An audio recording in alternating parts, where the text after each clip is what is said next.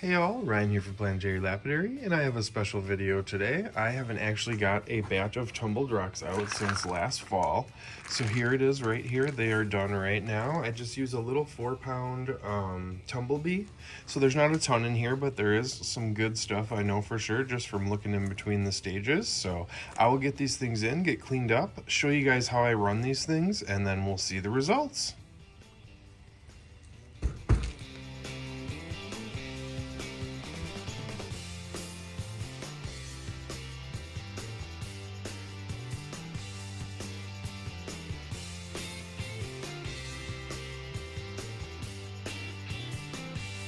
Okay, so before I show you guys what I got here, I'll show you what I do. So, like I said, I have a 4-pound tumblebee, so then I do 60-90 grit for about 7 to 10 days, usually just one time. Then after that, I do the 120-220 grit for like another 7 to 9 days usually. Then the 500 aluminum oxide for usually just a week or 7 to 10 days on that one. And then another 7 to 10 on the polish. So I'm not a purist tumbler, so I only throw them through the 60-90 once. If some of them are pitty and stuff after that, I just throw them through unless they're really bad.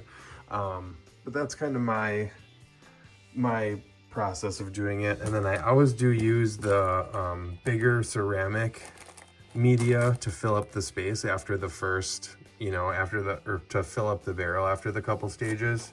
And then I just keep the ceramic stuff separate for each grit, just in case there's any grit embedded in any of the media. So, all right, so now that's kind of how I do my process for tumbling. It may be good, it may be not, but it's just a thing. This is only about my 7th or 8th batch, maybe 6th or 7th, but all right, I'll show you what I got here. Okay, so not too bad of a batch. I did have some duds for sure. I usually do a lot of quartz and I do a lot of brecciated stuff.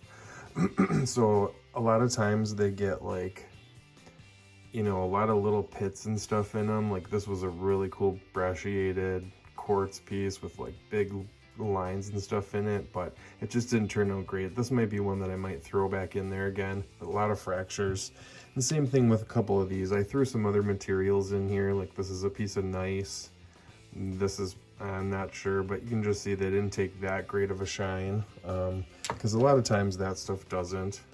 Here's another one too that's like, I'm not sure what, but some pits opened up, and those are the ones that I would usually take out, but I didn't see that in between stages because grit can hide in there and then it kind of messes up the whole stages after. But and a couple other little ones that just had a lot of fractures. Quartz is really, really hard to find a good quartz that doesn't have fractures and stuff in it. This one's not too bad, a little bit of white in there. But I always do a lot of quartz. I just like having that in there as a filler.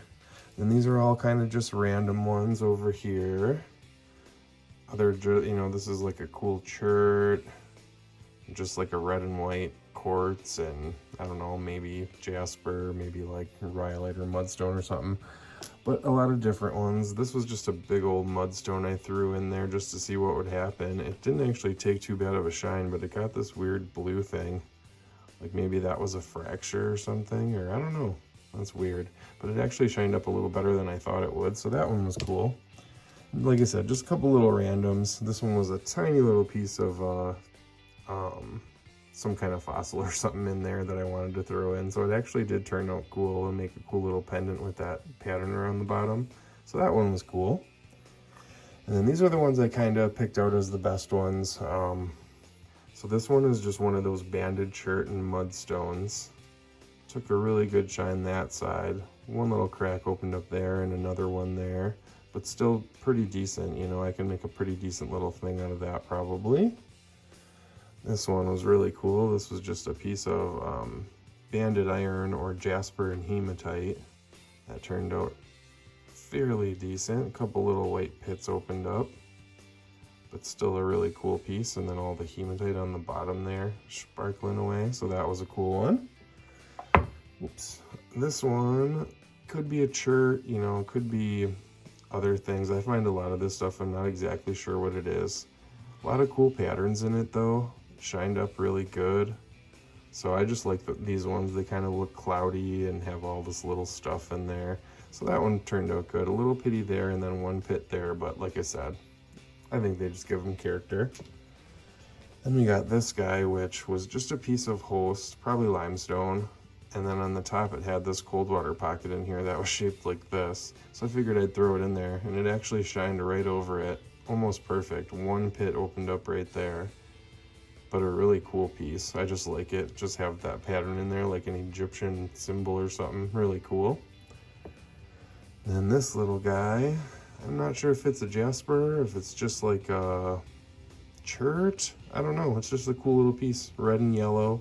A little bit of brown in there. Couple little pits opened up on that side right there, but I think it's still a cool little piece with that color scheme. And then this one I think is probably the best one out of this batch. I'm not sure again if it's a banded iron or a jasper, but it's got all this banding, all these patterns. Just really, really cool one. A couple little pits opened up, but I still think it turned out really, really good. And again, like I said, you know, some of you might be watching this and you're like, oh, those things are horrible, but I'm not a purist in the tumbler. I'm just starting, and you know, just starting to learn how much of a breccia and what materials can actually go in there and not ruin the whole batch. So yeah, I think it turned out good. But all right, if you like this video, leave a like, hit subscribe if you haven't already. Stay tuned for some close-ups at the end, and we'll see you in the next one. Bye-bye.